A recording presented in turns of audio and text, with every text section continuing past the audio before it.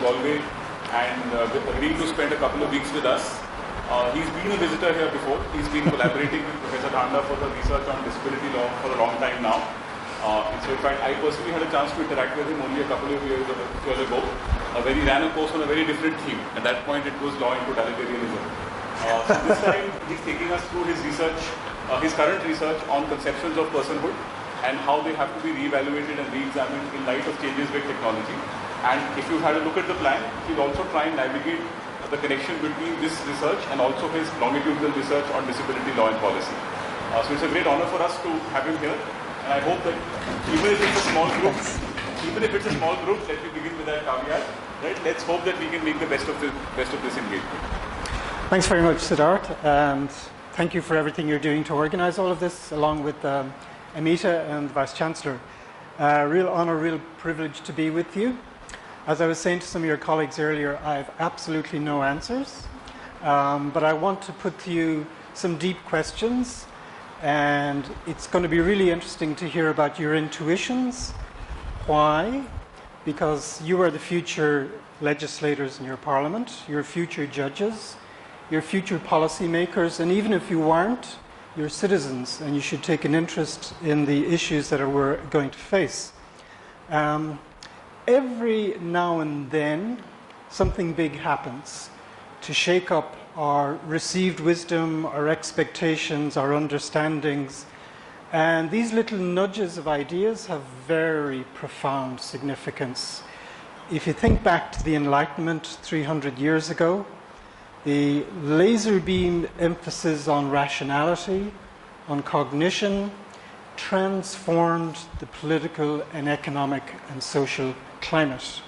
So instead of variegated hierarchy of feudalism with no abstract conception of the person, but only very particularized ideas of your rights and obligations, depending on where you were born in society, that turned everything around. So the Enlightenment justification of rationality shoved away, bulldozed away all of that inherited economic and social and political climate that everybody expected to last forever. And it put in its place and it enthroned a certain conception of man, which includes woman, okay? Rational, self-seeking, masterless man out there seeking for him or herself in a newly created private sphere that we now call civil society, okay? So we're at the brink of something similar. And to explain it, the easiest way of explaining it is that for the last 300 centuries, we've been using technology to control nature, actually to destroy a lot of nature. This is one of the themes of Yuval Harari's latest book, one of the big bestsellers on the New York Times, about how we've definitely harnessed nature to our advantage, but we've actually pretty much devastated as well. If you see the ascent of man in places like Australia, you'll see a direct correlation with the disappearance of certain species and so forth. That's not the point. The bigger point is we've been projecting outwards to control our environment and nature. And now we're actually at the point with biotechnology, with medicine, with nanotechnology, with all forms of extraneous enhancements, to use that technology to turn it back on ourselves, to change our human nature. Now, the benign way of putting it is that we're controlling for, let's say, disabilities and incapacities. We're restoring to persons capacities that would be average for what's called species-typical functioning, how you operate as a human being and so forth. But its ambition is way beyond that. Its ambition is to enhance our capacities to the extent to which that we'd actually no longer be recognizable to each other. So there's even a drug on the market today that helps you focus your mind and concentrate. I shouldn't tell you this because you'll be all using it before your exams. And something like 30% of kids in the US are actually prescribed this drug today. They're drugs, I don't know if they're on the market, but for example, when the military wants to move into a new place, they take this pill that enables them not to sleep for 4 days on a go. And you can bet your bottom dollar that most of the first applications are going to be military applications, unfortunately so. And you can see a lot of biopharma firms, a lot of venture capital firms lining up behind this technology. And if and when it happens, if and when we can, if the law doesn't intrude, question mark, if and when we can purchase these enhancements in the supermarket for bioenhancements, you can imagine what the results are going to be. So it's no longer a question of are we there? Of course we're there. It's more a question of how are we going to regulate this field, or are we going to regulate this field? For what purpose? What is the legal status of the entity that's enhanced? Can we any longer call it human? Can we any longer call it a person? And then just like the revolution during the Enlightenment, what are the political implications going to be? What are the economic and social implications going to be? Because, of course, massively bioenhanced humans can perform many of the tasks that all of us could perform, and therefore will be rendered relatively redundant. These are the two books that are just published in the last few months. Yuval Harari's, oh, why isn't that coming up? It's coming up because I pressed the wrong laptop. Sorry about that.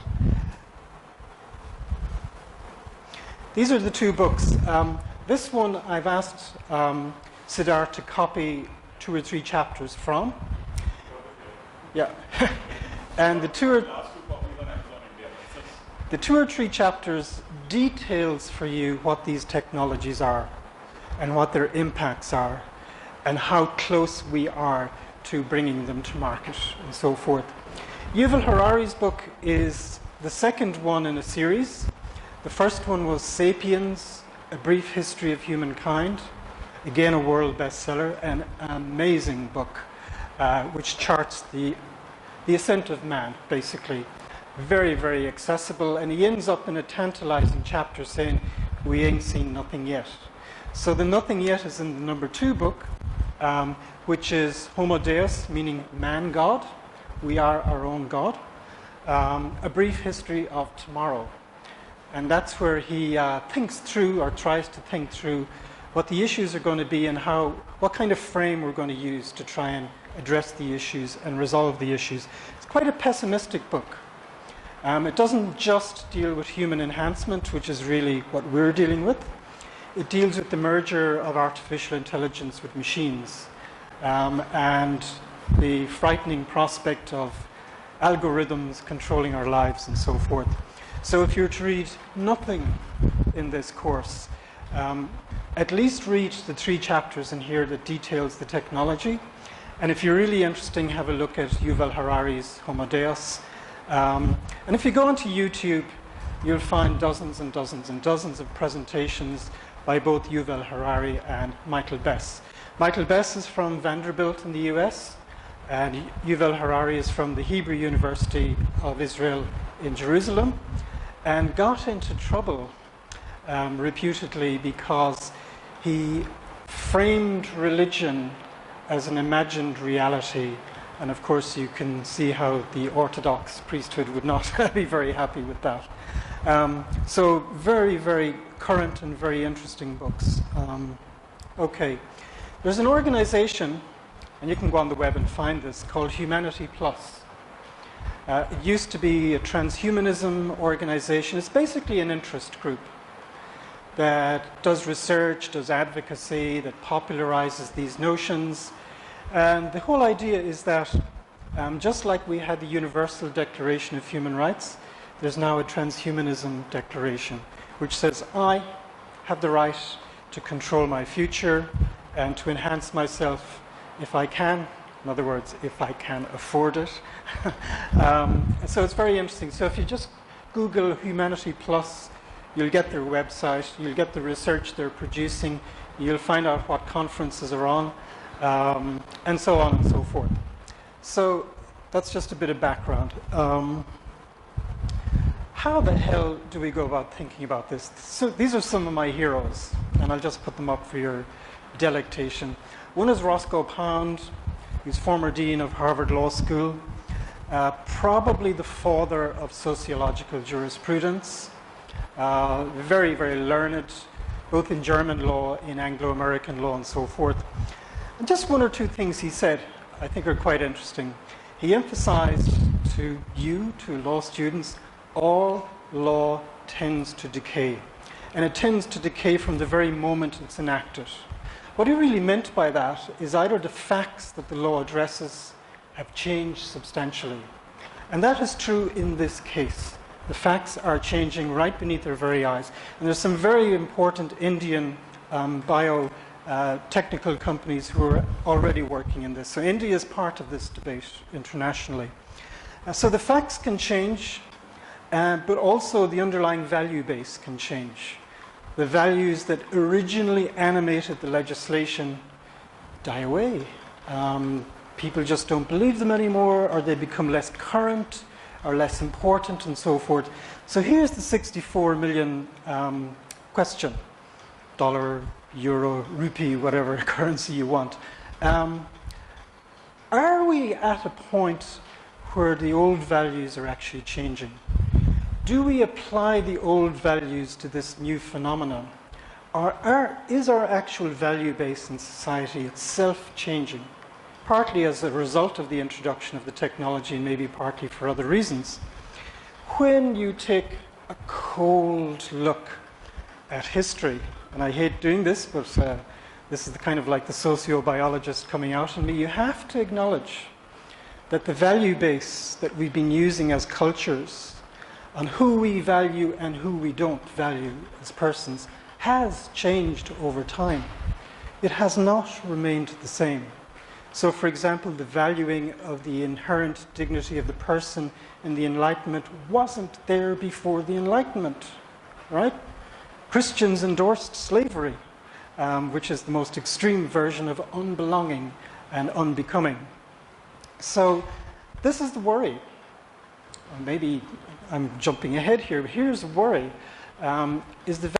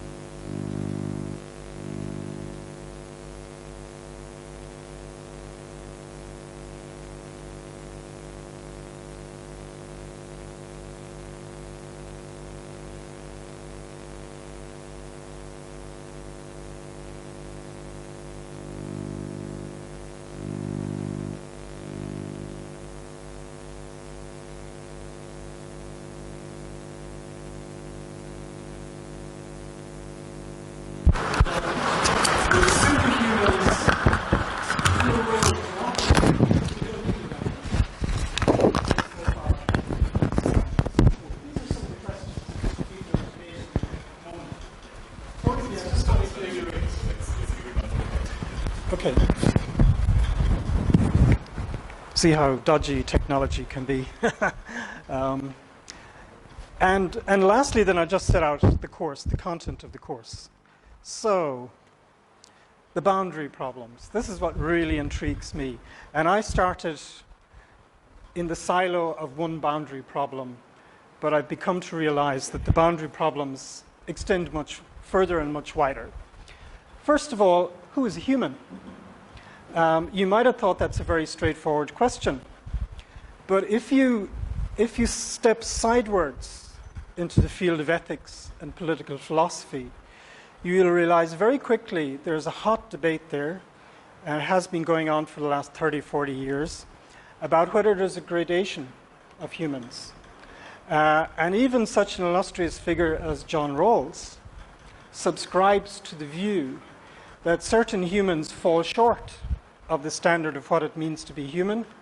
So either they're not human, or they're a lesser form of human, and therefore they're not a person. I'll come to that momentarily. And there are many, many indicia of what it means to be a human, and I'll set them out momentarily. So even within the category of human, there's debate about whether there's a hierarchy in place. Okay? The one that John Rawls vexes over is the one concerning intellectual disability, because the intellect to him is a precondition for actually being recognized as a human being. Why? Because in his imaginative social contract and in the negotiations for the social contract, it's only those who can apprehend their interests who can advance their interests in negotiations in the social contract. So it's kind of in a bind. Once he erects the frame of a social contract that turns on cognitive ability, then he has a problem recognizing people with cognitive disabilities as human beings and then as persons.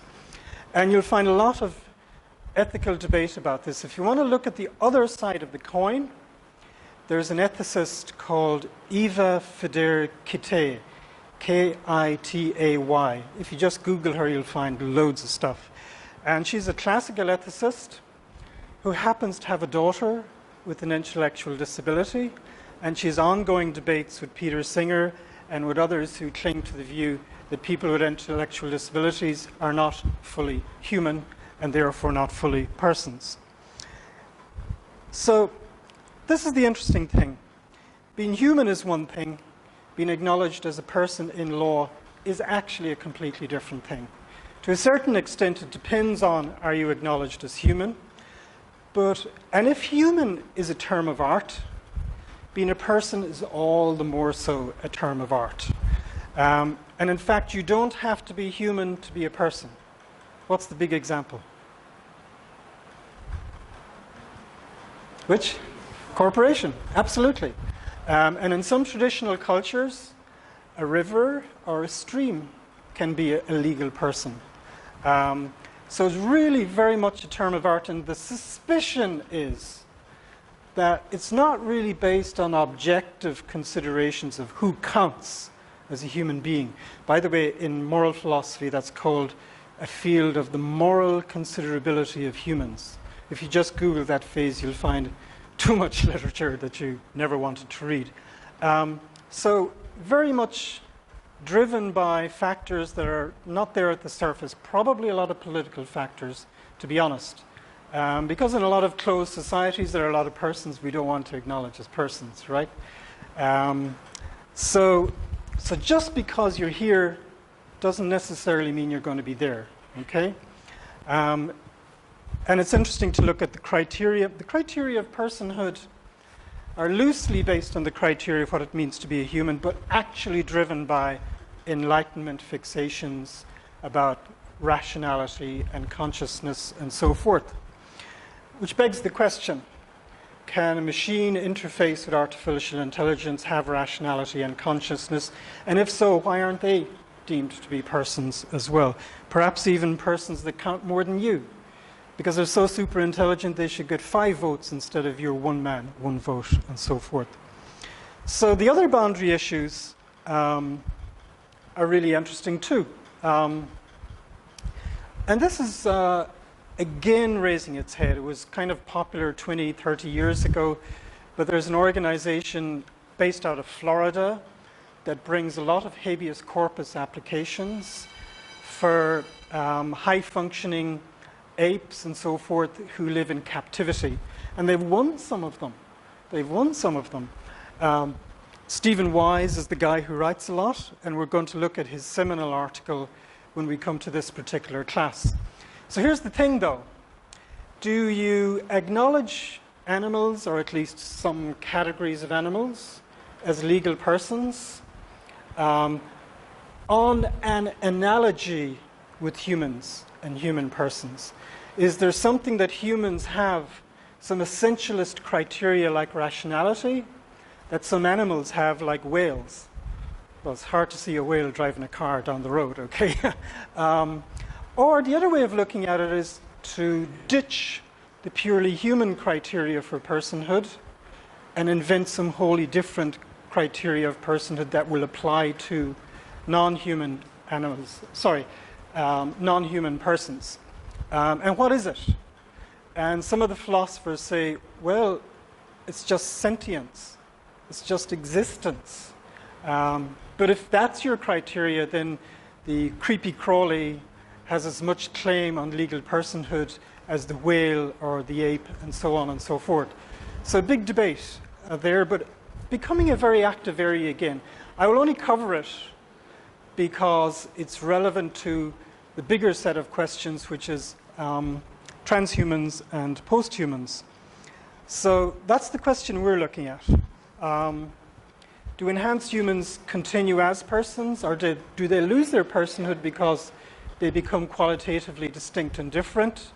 Or do they become superhumans and superpersons, or what? And again, just like animals, are we basing our criteria on the existing criteria, or are we imagining different kinds of criteria that would apply to them?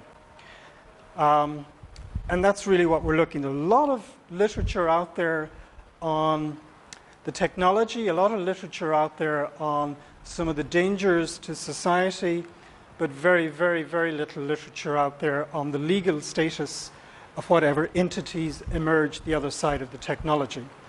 We're going to look at some of the world's leading biomedicine legal instruments, principally from the Council of Europe. In fact, I hope to get the director of the Council of Europe's biomedicine unit on Skype to talk to you about this. But none of these instruments address this issue.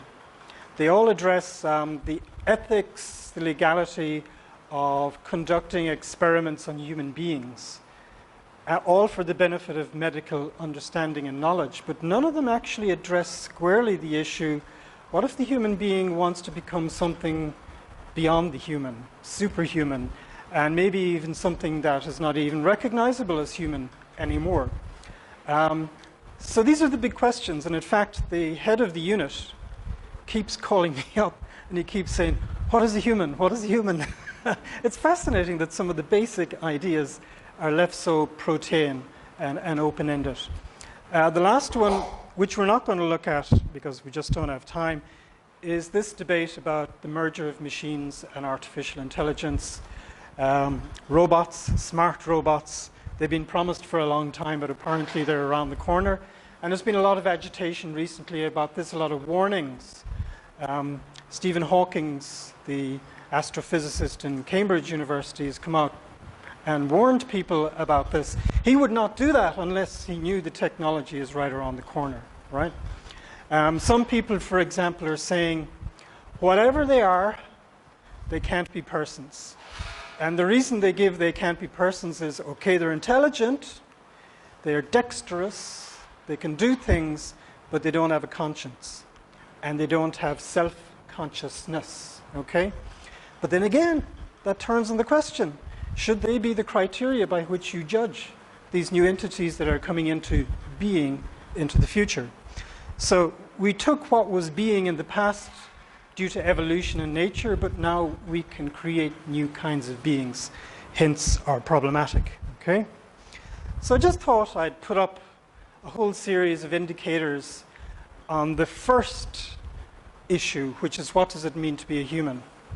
There is a field within medicine called the sociology of medicine. which actually has to do with how diagnosis, appellations, conditions evolve through time. It's not as if they're 100% objectively scientific. That's never the case, even in medicine. There are always other considerations intruding. So the study of sociomedicine is how these things come about and why some of them are privileged over others and so forth. Just for the sake of clarity, I divided them up into interior characteristics and then exterior characteristics, not meaning something beyond the person, but something the person projects into. And then lastly, the more radical suggestion, just sentience counts, okay? So if you're looking, and don't worry, you're going to have all of these PowerPoints. First of all, you have a body, an identifiable member of the species in order to be human. But in actual fact, there are some humans born without a brain, and some of them survive because the more reptilian part of the brain that controls breathing and movement is largely still intact. And I knew a family in London who had one of these babies, and obviously, maybe not, didn't develop a personality, didn't project itself into the world. But what the family actually did is they ascribed to the baby an identity. So she supported Arsenal Football Club. Whenever they were playing against rivals Chelsea, they'd all gather around the baby. And they kind of, and that has to do with what we call shared personhood, as distinct from Enlightenment conceptions of atomistic personhood. In any event, even having a body is sometimes debatable, or every part of the body at least. You possess a mind. And you'll be amazed to know scientists really don't understand what the mind is. They can approximate toward it, and if they're honest, like Antonio Damasio, very, very famous neuroscientist, he will tell you, I haven't a clue. All I can do is trace some of its manifestations and try and work backwards. You possess, the big debate historically has been whether the mind is exclusively a function of the brain, or whether the mind exists separate from the brain. That was the view taken by René Descartes in the 17th century, and people argue over it ever since. Secondly, the human possesses consciousness, and we've no idea really what consciousness is. We can describe it. It's really a sense that you're aware of your surroundings, and more importantly, you're aware of yourself. You are yourself looking at yourself, so to speak. And that plays into Enlightenment ideas that you are your own moral agent, that you make your own choices for yourself, exercising your consciousness, and so forth. And here's the interesting bit, is consciousness purely an individual thing? Right? Antonio Damasio, just Google him, you'll find so much stuff, says even the brain as an organic entity is wired to connect. So if you keep a baby in isolation from all human contact, particularly the parents, but also other children, you're degrading that organic entity. It cannot grow as a person unless it's connecting with other persons. Fascinating. So, in other words, the brain, the mind are primarily shared entities, not exclusively experienced by the individual in the cage of their own body. Okay? The individual, the human, is said to possess stable identity through time, which is really an amalgam of I manifest in the world, I present in the world, it reacts back on me, I learn from it. Through time, I begin to manifest my own sense of preferences and will in the world. And if I do something eccentric, you'll probably say, oh, that's just Quinn. Right? What you're really reflecting on there is my accumulated identity through time. Of course, if you don't have that identity, or if you don't have capacity to acquire an identity, then there's a question mark over your existence as a human being. You have a minimum level of cognitive capacity. to not only make sense of the world, to process all of huge amounts of information coming in, but to make your own way in the world, to, as it were, formulate your preferences and formulate them in a way that other people can understand them. So if you are unknowable to other people because you can't talk, because you can't communicate, at least through orthodox means, that means there's grounds for suspicion that there actually isn't a self lurking behind the frame of the body. And of course, in the past, the attitude of the law was atrocious. It was that if somebody can't communicate, that means they don't exist. And if they don't exist, they lose their legal personhood and somebody else controls their lives. Guardians, we call them in law, okay? And that was a lazy man's way of dealing with the issue. The more appropriate way of dealing with the issue is to say, hang on a minute, there's a myriad of ways of communicating. Some of them are through language, some of them are by signing, some of them are by braille, some of them is through deep listening, and those techniques are actually being developed right now. In fact, they're using neuroimaging to detect the will and preference of the person, even with patients who have persistent vegetative state disorder, although I hate using that term, okay? So, probably that one, the emphasis on cognition, is where our cultures, our legal cultures, have placed most of their eggs in the basket. That's the one that, if push comes to shove, is the most essentialist criterion. You have an inner emotional or non-rational life alongside your cognitive abilities. The interesting thing is the clinical psychologists are now telling us there is no division between our cognitive functioning and our emotive functioning. They're fused. They're part of the same thing. If you want to look at some literature on that, there's a short book. Students love short books. Okay, great book by Jonah Lehrer, L-E-H-R-E-R, called How We Decide. Okay, and it talks about this mad fusion of rationality with irrationality. Think about, is anybody married here? I mean, was that a rational decision, right? Say no more. And can experience pleasure and pain, okay? These are all interior features of what it means to be a human being. The exterior features is that you can present to the world, you can communicate. Yeah? So whether legal field or a medical field has applied defined legal person. Sorry? So whether legal definition or medical definition has an upper hand defining the person. Which one is? For the moment, we're not looking at the legal definition. We're just looking at features that human beings typically exhibit, okay? And then it's a separate question whether that human being is actually a legal person in law, okay? And I'll come to that, okay? So, can communicate, can exhibit empathy. Be always thinking ahead now.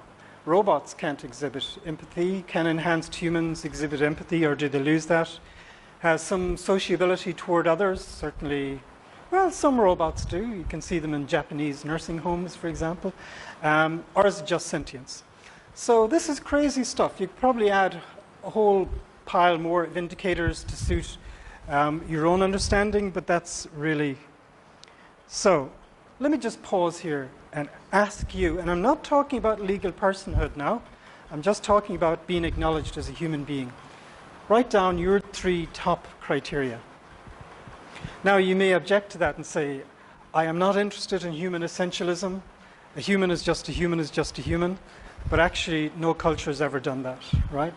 So just write down your top 3, and we'll just see where you are.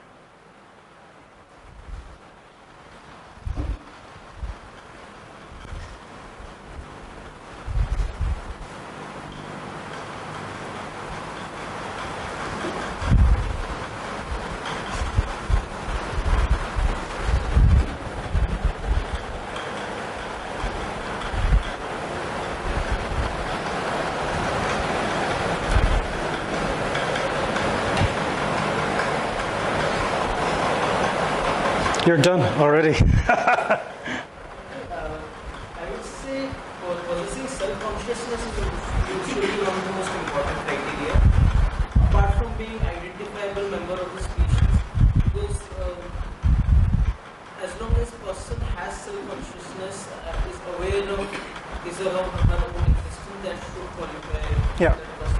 what about humans who partake of the human form? They have the body, but who don't have that.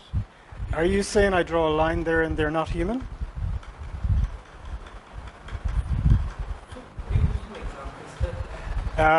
Somebody whose intellectual capacity is so degraded that they can't possibly form a sense of self-awareness. Yeah? A mad person? That's politically incorrect language. Couldn't possibly use that. Anybody else? Yourself?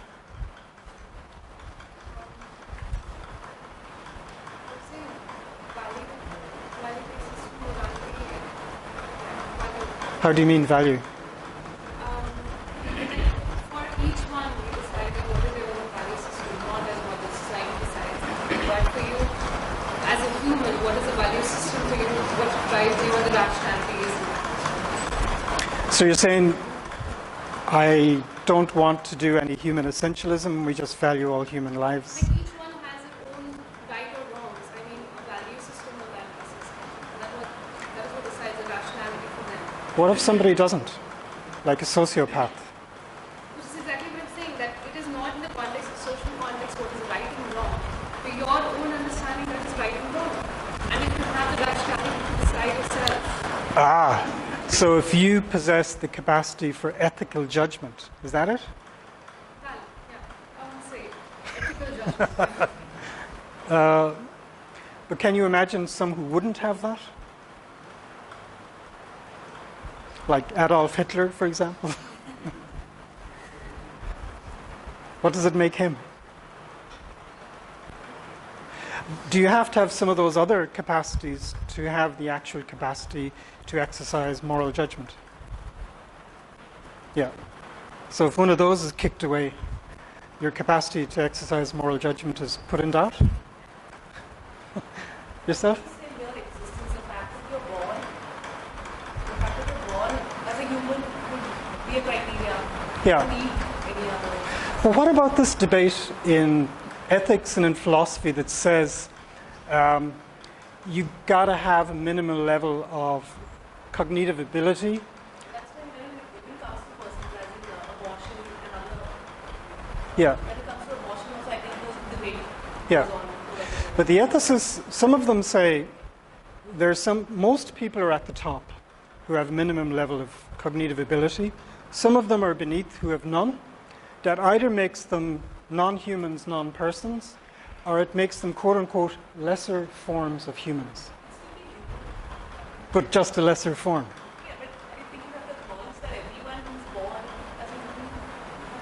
But would you go along with the argument that there is a distinction between quote-unquote regular humans and humans of lesser value? I don't think it's about value, but like as you were saying, when it comes to probably personhood, when it comes to rights and duties, maybe that's where we Okay, we're interestingly jumping ahead, which is great. Anybody this side? Yourself?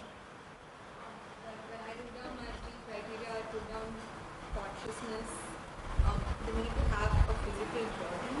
Right. I was thinking of AI when I put that down, and the ability to respond to, say, external stimuli. Okay. Which a robot may not be able to. Very light. What was the first one again? Consciousness. Consciousness. Interesting. Anybody in the back row? Yourself?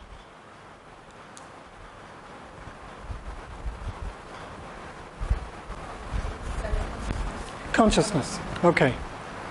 Fascinating. Even though consciousness is one of the least understood human phenomena. That's interesting, particularly the one about rights, kind of really jumping ahead presciently. So it turns out, no surprise, that the key criteria fixed on from the Enlightenment forward has to do with, first of all, you're morally considerable as a person. That's code word for this assumption within ethics that there is a gradation of persons, most of whom are at the apex, and some of who are humans of a lesser extent. Let's put it that way. It doesn't necessarily mean they're not humans, doesn't necessarily mean they're not persons, but actually it has done in most countries. So right from the get-go, we're kind of eliminating some people from our criteria of personhood, right? And of course, the whole thrust of modern disability law is to erase that distinction, to enable people with severe intellectual disabilities not only to be acknowledged as morally considerable within ethics, but also legally persons capable of controlling their own lives. It's a very vexed area, and we'll come to it, don't worry. The second thing is cognitive capacity. If you look at the the English Mental Capacity Act, you will see there a test for mental capacity, right? You know the world, you can understand the world, you can appreciate the natural consequences of your actions, you can make free choice, and you can communicate that choice rationally to other people. If other people don't see it, then they have cause for concern whether you actually exist as a self at all. And therefore, the third essential criteria is minimal level of communicative ability, that you are known and knowable in the world.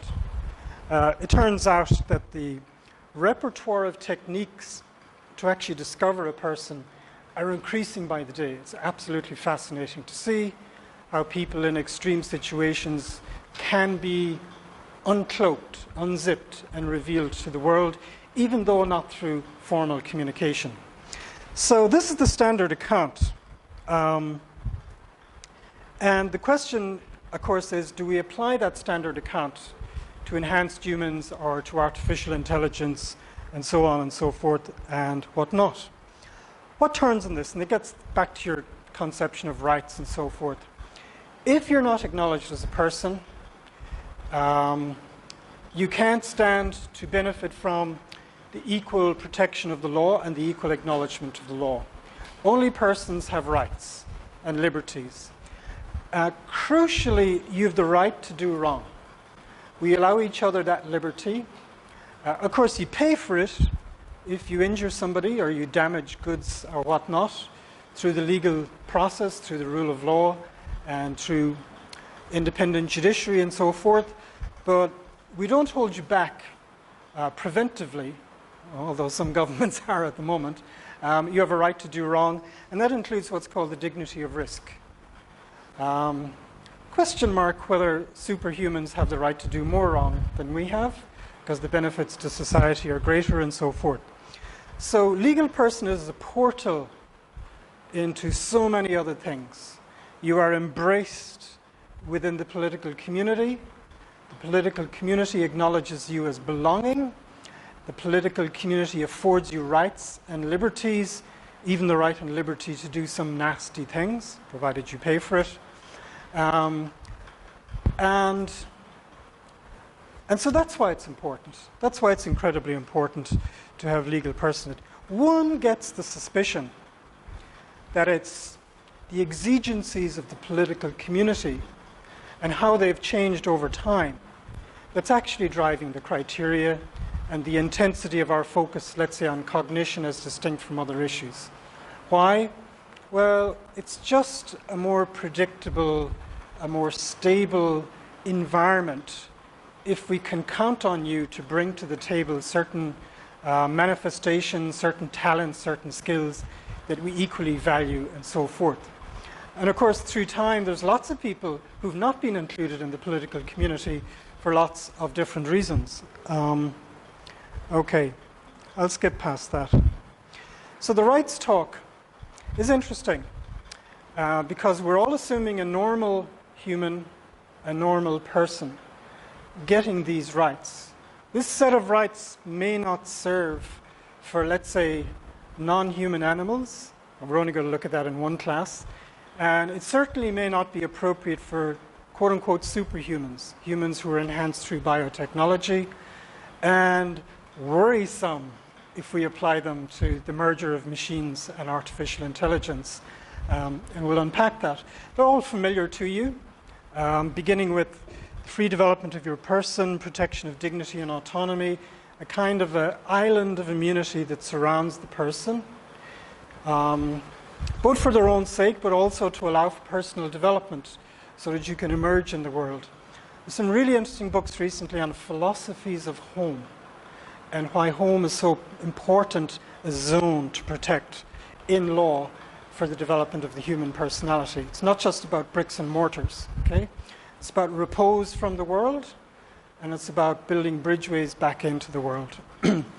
Secondly is our free association, right of free association with others to accomplish your own ends, ranging from the purely intimate, like marriage, right down to contractual obligations and so forth. That changes quite different when you have enhanced humans and when you have merger of artificial intelligence and machines, so possibly not very appropriate. Look at this, freedom of political association and action to influence the state. All of our political rights, why did that disappear? Really? Are we going to give superhumans one man, one vote? Will we give them no vote, or will we give them 10 votes? And if they know what's right, objectively speaking, why have the messiness of democracy? Why have the messiness of people competing over different values, different outlooks, different science, and so forth? Are we at the cusp of the age of the decline of democracy and the rise of technocracy combined with other things? So the rights have been formulated with human persons in mind. They haven't really been formulated for animals or for superhumans or for the merger of artificial intelligence with machines. So here are the issues, some of the issues we're going to look at. What criteria of personhood apply? Are you going to be working off the old criteria of personhood? Are you going to be imagining completely different criteria of personhood to apply to these superhumans? Or will none apply? Will you just, even though they're superhuman, will we try and use them as slaves and get them to do all the bad stuff we don't want to do, and then we just sit back and benefit? Or will it work the other way around? Will they treat you as slaves and work the system for their own advantage and their own benefit? Okay? Who gets to be enhanced? That begs the question, is there going to be a marketplace? Right? And markets work on the basis of supply and demand. The supply is there, always is there for the highest bidder, and the demand depends on available resources. Some have it, some don't. Okay? If that is going to happen, then how do we know when the market is functioning properly? How do we define market failure? For example, if a batch turns out wrong, does that mean there's market failure requiring intervention and regulation? So, is the market going to be open, regulated, or closed? And if it's closed, isn't the black market going to eventually evolve anyhow? Okay? So this is classic law and economics stuff. Like, what's the most efficient way of actually nurturing the industry? Yes, but also regulating it at the edges. Or do we simply allow for market forces to play themselves out, leading to massive, massive, massive inequalities in our society? Okay? Now, there's a high tolerance level for massive inequality in our societies. Just look at the US today, maybe parts of Europe, not where I come from, of course. So don't sneeze at the idea that our societies will be welcoming toward massive inequalities. In fact, this is one of the themes in Michael Bess's book. He assumes that no sane society could open up this yawning gap between the haves, the super haves, and the have-nots. That we're going to have to find some mechanism to equalize opportunities to purchase the upgrades off the shelf. Okay? How that's going to work, I'm not so sure. How do you police for abuses, and indeed, how do you define abuses? What is an abuse? To one person, super enhancement of one feature, perfectly fine. You can genetically edit your babies. I'm not saying you should. It's technically possible. It doesn't necessarily mean the baby will end up nice, kind, and gentle and will take care of you into old age. Dream on, okay?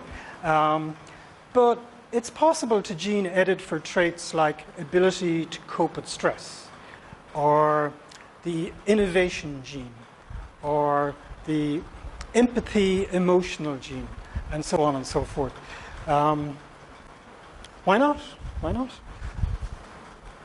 Now, by the way, some of these technologies are exponential, right? To the extent to which they're embedded in your biometric system and your children issue into the future, it will evolve exponentially so that in 3 or 4 generations' time, you really will be like a Martian, okay? And that really is one of the themes of Michael Bess's book as well. So, who owns the enhancement? Classic contract property law question, right? Who is liable when the enhancement goes wrong? Legally liable when the enhancement goes wrong. If somebody owns the enhancement, then basically aren't they owning part of you as a person? That's slavery. That's the very definition of slavery. How are we going to deal with these issues? Why not reorder our society, economy, legal system, political system to allow superhumans to control, if they are so much better than we are at handling, let's say, conflict and so forth? These are the big issues that we will be looking at. So, paradoxically, we've come from feudalism, the 16th, 17th century, demolished feudalism with all its variegated gradations, and we've replaced it with very, very simple line between public and private in pretty much all of our legal cultures. But we could be going back to feudalism. We could be going back to a new feudalism. The rich man in his castle, the poor man at his gate, the enhanced person in our parliament, the poor person in your hut, or whatever you're likely to get. That is a really fascinating prospect, and some people are talking about the new feudalism as a result of technology. I just thought I'd introduce you to the term. So, what are we going to do? Today was just really a sneak preview and an overview. I don't want to kill you at readings. There's a huge amount out there, and there's lots and lots on TED Talks and in YouTube and whatnot. There's 1 or 2 research centers on the future of humanity. One of them is in Oxford University. I've given you the website for that in the extended outline that they have, right? And there's a lot of literature coming through in the humanities, social science. If you search JSTOR, you know what JSTOR is, you'll find lots of stuff there, more than you ever wanted to know, okay? So in the next class, we'll explore a little bit deeper the standard account of what it means to be a legal person. Why has it placed so much emphasis on cognitive ability? And bear in mind now, if that's your fixed lodestar, cognitive ability, then logically, a priori, there's no reason why a whale shouldn't be a legal person, right? Or indeed a shark, killer sharks, indeed octopuses, even my dog. I keep saying my dog is a person, for sure. So we'll do that in the next session. Third, I want to open to you something that I find challenging, which is the perspective from sociobiology. This is developmental psychology. This is the application of Darwinism to law, right? And, okay, we've started with an assumption that there's a self, that the self has certain characteristics and it manifests itself in the world and so forth. And the sociobiologists say the self is an illusion. There is no such thing as a human self, right? We are all, in a sense, biologically determined. And infamously, there was 1 or 2 law review articles that explored and explained the phenomenon of rape from a sociobiological point of view, and then reversed engineered into asking itself, well, has our whole legal approach actually been counterproductive? Aren't these urges that should be better handled by the law, and so forth? So a very corrosive critique, very challenging critique. And there's been lots written on it recently, and I'm only going to give you, I think, one essay on it just to explore for yourself. The point is that there are some who say that the very foundation that our law is based on is a complete myth and a sham. So there's a guy called Wright. Is it Robert Wright? I forget his first name. He's written a sociobiology book explaining the origins and the content of the field of ethics. He says ethics is not really about ethics. It's about sociobiological imperatives, and that's how you explain the field of ethics.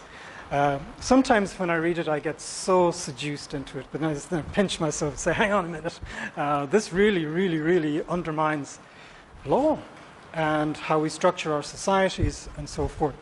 So I just thought I'd introduce you to it. Who knows, you might develop an interest in sociobiology in your own field. Class number 4, and I recognize I haven't numbered them properly in the outline, will look less at this devastating critique from sociobiology, which by the way affects all your law subjects, not just this, and more looks at the self as a social artifact. To put it bluntly, primarily we share our personhood. It's only secondarily we experience it atomized within the shell of the body. Okay? So when you go to do the shopping, at least when I go to do the shopping, I'm always internalizing the cues from my wife. Don't buy that, don't buy this. We are primarily both a support to each other and a threat to each other. And that's how we evolve and individuate as persons. And this happens all the time, not just in childhood, but right throughout your life. So a lot of people are latching on to this conception of shared personhood to expand notions of moral agency. Isn't just about the person, it's also about the organic community into which they find themselves. And they're also expanding it to say, I can be held by others. I am held by others in their perceptions, their comprehension. And when I'm inaccessible to the world, to use your phrase, mad person, right? Then others can, as it were, divine who I am and what I would like to have done with myself and so forth. So from one end of the continuum, which is denying the very existence of the self, we go to this side of the continuum, which says, oh, it's there all right, but it's primarily a shared entity, not something experienced completely in isolation. Of course, if robots shared the same frequency, right, they're sharing their personhood and they should qualify too as human persons. So does that correspond to that distinction between the autonomous self and the heteronomous self? Yeah. Like, are you using shared personhood as the sort of as a synonym for? Yeah, exactly. Yeah. But just exposing you to it before we get into the some of the boundary issues, and I'm just covering. So the reason I asked that is because, I mean, of course, the standard assumption of the heteronomous self is when you are already part of a cooperative arrangement, Yeah. or there is some family tie or some associative tie. Yeah. But there's also this literature about how we look at the heteronomous self working out even with, let's say, interactions with strangers. Interaction with? Interactions with strangers. Let's say Strangers. you don't have a pre-existing social tie. Sure. And essentially you meet someone for the first time and you're in a common group setting. Yeah. But your behavior tends to be structured more in terms of what the collective group prefer. So I'm just a bit curious as to like how you're connecting that to. Well, wait for the class and then we'll kick in. There's actually legislation in British Columbia, in Canada, on representation agreements, such that the self presents to others through others and is mediated through others, through those individuals. Come to that. So the only reason I'm touching on these boundary issues is to give you a sense of how we frame them and whether how we frame them carries over into the bigger debate about transhumans, enhanced humans. There's a seminal article by Stephen Wise, sorry, I'm jumping ahead, on the boundary between persons and animals. This is the guy who does all of the litigation out of Florida. I forget the name of his organization, will come back to me. I think I've given you the website. And I want Amita to talk to this one here, which is the civil death, meaning the elimination of the legal personhood of persons with disabilities, why it happened, how it happened, and how it's slowly been returned, and are there any lessons from that for the debate about transhumans? And Amita wrote an article on this 6 years ago, which is #1 article around the world. It's cited everywhere. And hopefully, not hopefully, she has actually agreed to do that. Okay, we'll work on times, don't worry. So then we get to the core. I'm going to do a survey of the new technology, but it'll be based largely out of Michael Bess's book, which is very clear, very straightforward, and very, very readable. And as you're reading through it, you could be saying to yourself, yeah, I could do it that. Yeah, sure, why not? I might extend that into 2 classes, depending on where we are in the schedule and what can be moved around. I'm trying to get the Director of Biomedicine and the Council of Europe to Skype into you to talk about the inadequacy of our international legal instruments to embrace this, to regulate it, to frame it. And he's the one who keeps asking me, what the hell is a human being? You'd imagine that I've that worked out by now. So then we're going to have a freewheeling class where we imagine you are the parliament here in India and you're trying to work out how are you going to legislate for this. Of course, India wants the industry, right? You want to be known as a hub for this industry. What is it? Make it in India, or made in India, or whatever the slogan is, right? So your prime directive is to nurture, encourage, persuade multinational corporations to set up here and to actually develop the technology, but you can only do it if you have an appropriate regulatory apparatus that surrounds the new industry. How are you going to build that regulatory apparatus? So we will discuss that in that session. And then I'm thinking we'll have some sort of a mood challenge right at the end to divide you and get you arguing with each other and against each other and see how it comes out.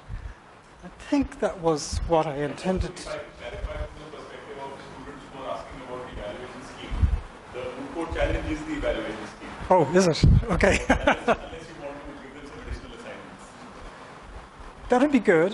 Let's think about that.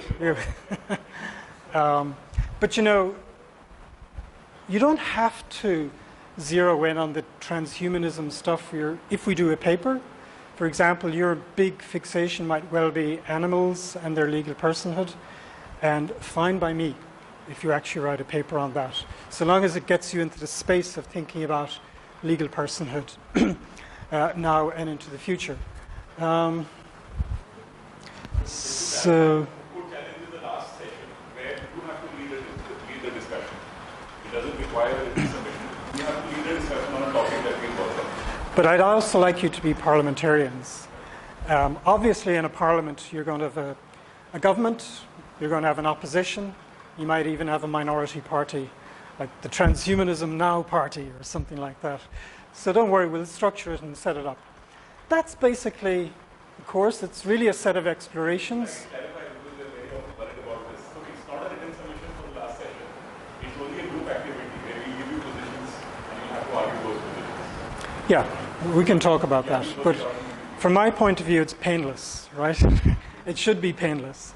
And it's really not about right answers. It's really about just good arguments and deeper reflections that the material has prompted in you. Yeah, so over to you. Any questions, observations? I just say, you know, I'm not really focusing on it, but it's really fascinating from a legal historical perspective, just how many groups or categories of people, of human beings, have been denied legal personhood throughout history. I mean, the most obvious example is slavery. The most immediate reason was economic, but then it was rationalized by saying these people, although they present as people, they're not people. And it's amazing how even religious figures could actually internalize that for their own benefit. There's a classic phrase from Sir William Blackstone, Blackstone's commentaries. Nobody ever reads Blackstone's commentaries anymore. A legal history of England 300 or 400 years ago. One line, he says, "Upon marriage, woman suffers civil death," meaning she's stripped away of all the indicia of personhood. They're given to a third party, namely her husband. And the history of law reform ever since then has been a history of returning bit by bit the full indicia of legal personhood, and not in every country. You go to Saudi Arabia today, you'll find that out for sure, right? And the right of married women to manage their own property was only given back to women in my country in 1959, as recent as that. That may seem like ancient history to you, but it's recent to me. There's interesting writing going on at the moment about prisoners and their legal personhood. And the most obvious example of stripping away their rights of personhood is the right to vote, but there are other rights as well at stake. I think I've given you the reference to an article by Chin in the last 3 years about legal personhood and prisoners' rights. Children, fascinating to reflect on children. They too lack legal personhood, at least during their minority. And third parties, of course, parents and others, can control their personal destinies. Now, that's not rationalized on a theory that they're not humans and not persons, but it's rationalized on a theory that they're not yet fully matured as humans or as persons. And, of course, people with intellectual disabilities. So it's really fascinating to look throughout legal history. Yeah? In cases of children or prisoners, in those cases, I think there is no contest as to the fact that they possess personhood. The contestation is regarding the fact of citizenship, whether they have rights accruing on basis of citizenship. If someone like even say a disabled person or a person, so in India there was in the recent past there was a case about euthanizing a person who was in vegetative state for the last 20 years or so. Right. So in that, even in that case, the Supreme Court ultimately ended up affirming, I don't know, do you call it affirming that the vegetative person in vegetative state is possible, because said that even that person has right to life and that cannot be taken away with and that person cannot be euthanized basically. Yeah. So even in those cases, I think our historical past, the colonial background, everything that has taught us that demising personhood on basis of say morality or certain cognitive abilities can be very dangerous and can lead us to a very slippery slope where you can say, okay, this person lacks morality or cognitive abilities, has certain IQ, cannot be treated as person. Rather than, as she was saying, on basis of birth, at least legally speaking, every person on basis of birth into the human species has personhood, and whereas citizenship rights are concerned, those differ a bit. And the second observation would be the question of enhanced persons. Is that even such a new debate? Because enhanced person, if we see technologically speaking, the phenomenon of people using say add-ons to their body to enhance themselves technologically might be a new phenomenon. But if you think, there are always been people with power and those without it. So there are always, if you talk in present society, maybe you can say that billionaires or maybe people who are at the apex of the social pyramid, they can be seen conceptually as enhanced persons. It does not mean that they have to be treated differently in terms of law. So why does the question of enhanced person even need to arise as to a different treatment in law itself? Why can't we just stick to our account of equality of persons? I think equality could be the first thing that goes. Because in the past, there were natural advantages that accrued through belonging to certain socioeconomic groups. Of course there were. But we're now at the point where the qualitative distinctions are going to leap ahead. It's not just a question of being more advantaged economically or socially. It's a question of being more advantaged intellectually, cognitively, and so on and so forth, by exponential figures. Raising the question mark, are you any longer recognizable as a person or as a human, and are you any more to be considered equal with another person? It raises the interesting question, have we as societies accepted the Grundnorm of equality because the baseline differences between persons has been rather manageable? Okay, you do have skewed advantages because of socioeconomic factors, but more or less we are pretty much all the same. Now we're not into the future. That's really why the issue arises. The citizenship question is interesting because prisoners are still citizens. They haven't forfeited their citizenship because they've committed an offense.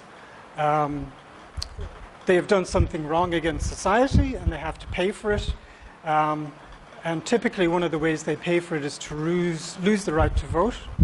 Although the European Court of Human Rights has said they should not automatically lose the right to vote, which our colleagues in the UK hate. And that's one of the reasons why Theresa May is not happy with the European Convention on Human Rights, right? Similarly with children, children are citizens. Once you're born in a particular country, generally speaking, you're a citizen of that country. Now, there are some guys in Madrid working on new generation children's rights.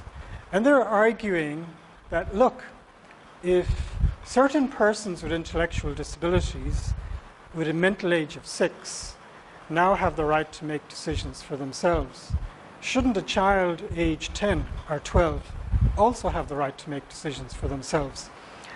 New theories of autonomy, new theories of legal capacity, new theories of support to enable them to exercise those rights. Not generally accepted around the world at the moment, except if you look at the UN Convention on the Rights of the Child, the committee, the treaty monitoring body that hands down concluding observations against states under that treaty, they're kind of moving in that direction. As I say to my colleague in Madrid, that's great for children, but not for my children.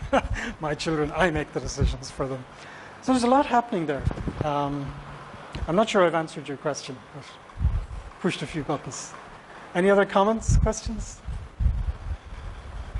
If I can turn around this question, so I think not the sort of substance of what you're saying, but that the example which he gave about the Aruna Chandbal case, which is the nurse who was sexually assaulted many decades ago and had been in a vegetative state for a long time. Right. And the court had to take a call whether or not euthanasia can, a decision can be made on euthanasia.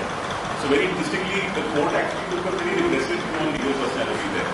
The court said that the colleagues of this particular individual would be taking care of her for the last 25 to 30 years to actually make the final say.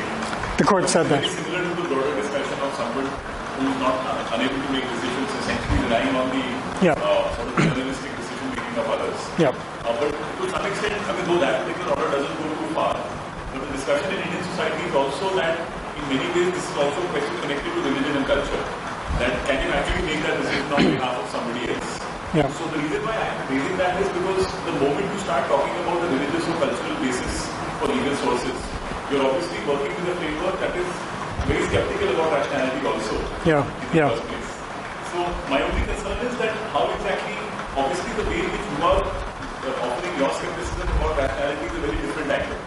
Essentially what you're saying is that we got it all wrong in trying to construct notions of legal personality by connecting it back to rationality. But we always have this older theological claim about why it's also a different way of thinking about rights and responsibilities through this framework of community, through this framework of how we value life.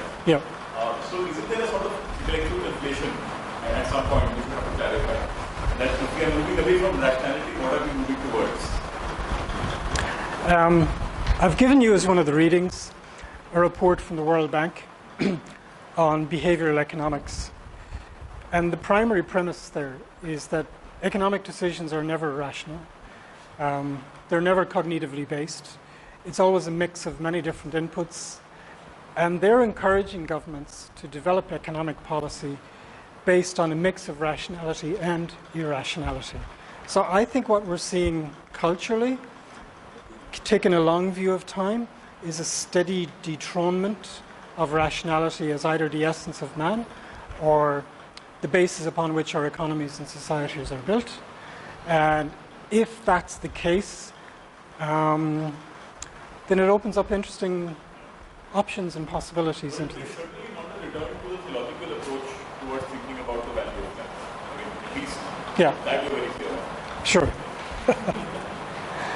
Well, let's see how it unpacks. Any more questions, observations? I think we're all set. So tomorrow we do a deeper dive into rationality, cognition as the essence of what it means to be a person. Question mark, question mark, question mark.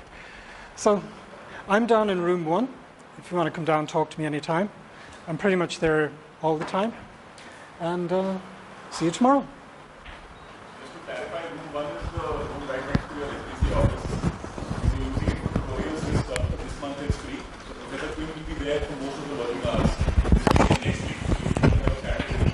He will talk to you. No problem. But I think I hope in terms of reading material, we're not reading out everything in hard copy. But what I will do is, there is a section of this book by Michael West that is referred to. So you will have the copies of this tomorrow. And from the Yuval Harari book, I discussed further with Professor Quinn. And if the extracts from this book also, it will be given out to you. A lot of the other material, you can always find the links in the plan itself. And some of the materials from all of your articles and journals is easily accessible to you, based on time online. If you have a difficulty in reading that material, please let me know. Right? You have my email. I sent out the update from my personal ID today. So in case you have a problem with retrieving one of the 4 readings, you let me know. Right? For every lecture session, there are actually 9, and then the last is the discussion. So for every lecture session, there is an outline of the ideas that are going to be covered. Then there is a 4 readings during the session, and then there are some recommended readings. So the recommended readings are of course for future reflection, and there are citations to books which are available there. But please try and keep up with the 4 readings which I mentioned to be fair. In terms of scheduling, we are doing tutorials 4:30 for the remainder of this week after Saturday. On Sunday we can decide, we can prefer, and if you guys want to slightly later start, we can work it out. But Sunday we are looking for a 3-hour session. Then on Monday again it's an afternoon session 2:30 and 4:30. And Tuesday, Wednesday, because they're religious holidays, we can possibly have longer sessions and wind it up by Wednesday. But we can work it out, right? I mean, there is room for flexibility on the holidays.